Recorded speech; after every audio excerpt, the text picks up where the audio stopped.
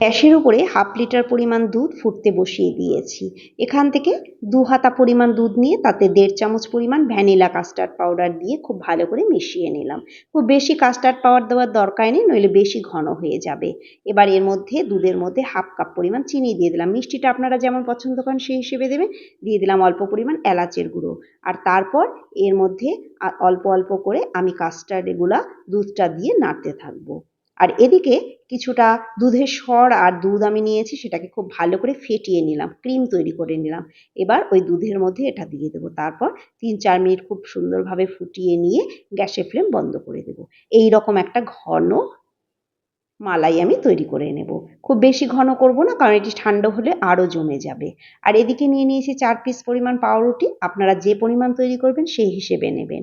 তারপর সাইড থেকে ব্রাউন অংশগুলো বাদ দিয়ে মাঝখান থেকে এভাবে কেটে আমি চৌকো করে কেটে নিয়েছি। এই দেখুন, সবগুলোকে আমি এইভাবে চৌকো চৌকো করে কেটে নিয়েছি। দেখুন, সবগুলো আমার কাটা হয়ে গেছে। এবার গ্যাসের উপরে একটি ফ্রাইং প্যান বসিয়ে দিলাম। তার মধ্যে আমি 2 চামচ সাদা তেল আর 1/2 চামচ ঘি দিয়ে দিলাম। আপনারা চাইলে পুরোটাই ঘি দিয়ে করতে পারেন। আর তারপর অল্প পরিমাণ চিনি ছড়িয়ে দিয়ে তার মধ্যে আমি পাউরুটির টুকরোগুলোকে দিয়ে এভাবে হালকা ব্রাউন করে ভেজে নেব।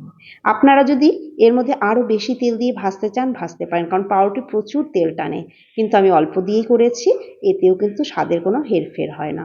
এই দেখুন, এবার কয়েকটা পাউরুটির টুকরোকে নিয়ে তার উপরে আমি এই মালাইটা দিয়ে দিলাম। তার উপরে আবারও কিছু পাউরুটি টুকরো দিব, এর উপরে আবারও সেই মালাইটা দিয়ে দেবো। দেখুন, এই মালাইগুলো একটু পাতলা হবার ফলে পাউরুটিটা খুব সহজেই টেনে নেবে। আর কিছু ড্রাই ফ্রুট আমি কেটে নিয়েছি, আমন্ড বাদাম, পেস্তা বাদাম, কাজু বাদাম। আপনারা চাইলে আপনাদের ইচ্ছা মতো যেমন খুশি বাদামের মধ্যে ব্যবহার করতে পারেন। এই দেখুন, এভাবে আমি উপর থেকে এগুলোকে ছড়িয়ে দিলাম।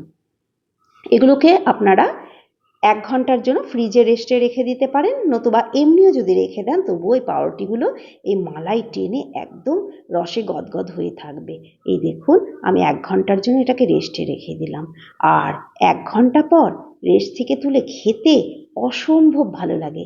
এই দেখুন, আমি 2 টুকরো উঠিয়ে নিলাম। দেখুন, এগুলো খেতে ভীষণই ভালো।